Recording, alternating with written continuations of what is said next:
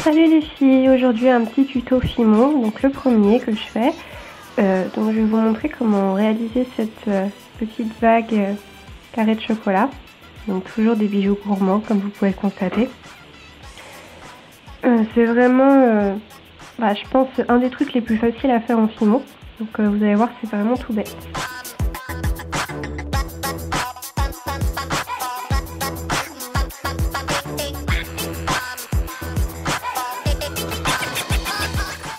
Pour réaliser cette bague, vous allez avoir besoin de pâte Fimo marron chocolat, d'un support de bague,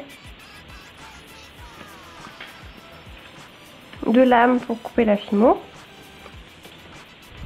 d'une règle, il faut que ce soit assez fin à ce niveau-là, et accessoirement d'un pinceau. Alors première étape, vous allez prendre votre Fimo, donc prenez un morceau assez gros, de toute façon on pourra recouper après. Donc moi j'ai pris la totalité de ma pâte qui me restait pas grand chose, et malaxer bien, donc il faut bien malaxer jusqu'à temps que la pâte soit assez molle.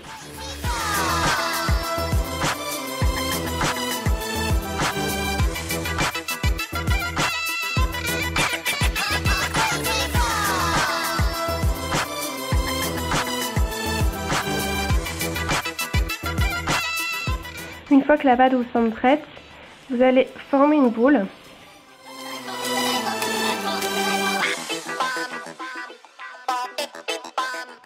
Et on va l'aplatir, cette boule, avec une surface plane.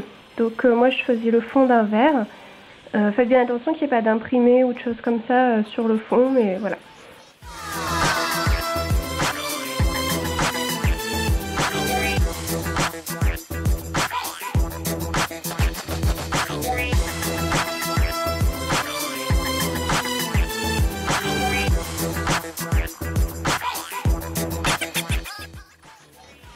Voilà, donc à ce niveau-là, on va pouvoir commencer à faire les dessins sur la tablette, enfin les traits, je sais pas comment dire, les traits de la tablette de chocolat. Donc, moi je veux juste une tablette avec 4 carrés en fait, donc assez carré avec 4 carrés. Donc vous allez utiliser la règle.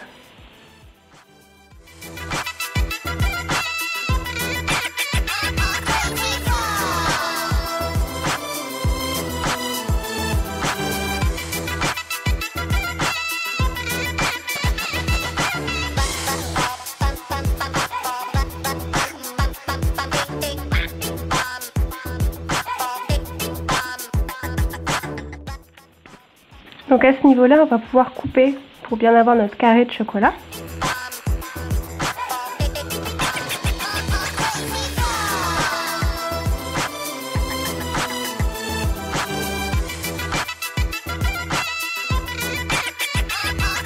Donc là, moi je trouve que du coup c'est un peu bombé mes carrés sur le dessus. Donc je vais réaplatir mais légèrement, vraiment faire attention.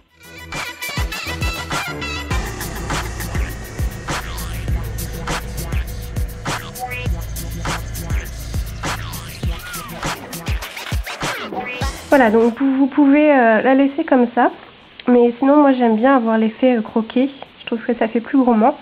Donc pour ça, vous avez plusieurs techniques.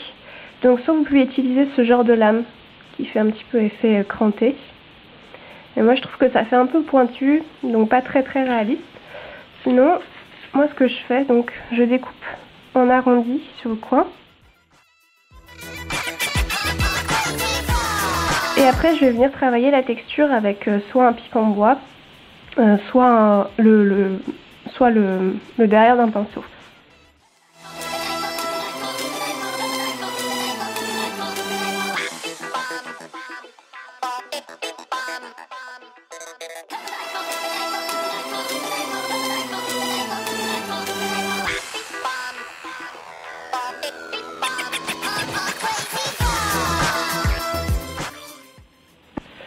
Donc voilà, là elle est prête à cuire. Donc ce qu'il y a de pratique à travailler sur le papier sulfurisé, surtout pour les bagues qui vont être collées, de toute façon on va pas voir le dessous, donc on va pas voir l'imprimé du papier sulfurisé puisqu'elle va être collée sur le support de bague.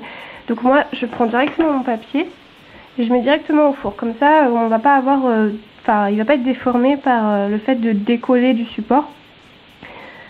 Voilà, donc comme vous l'avez compris, en fait, je le colle après sur mon support de bague. Là, je le cuis tel quel.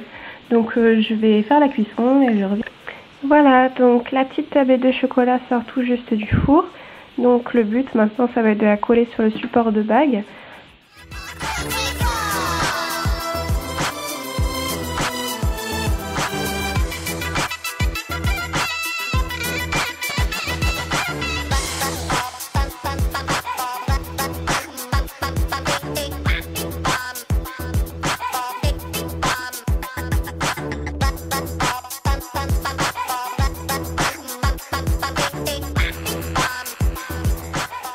Maintenant, il faut attendre que ça sèche pour ensuite la vernir. À tout de suite.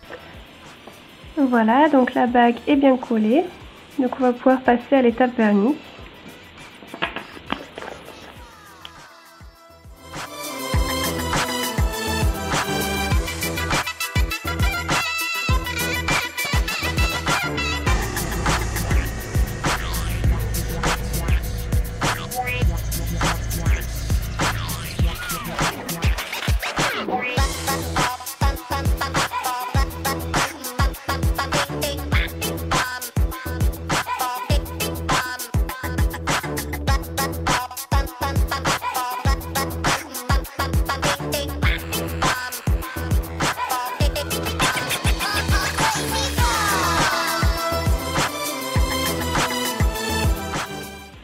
Voilà, donc il n'y a plus qu'à attendre qu'elle sèche. Et voilà, la bague est sèche.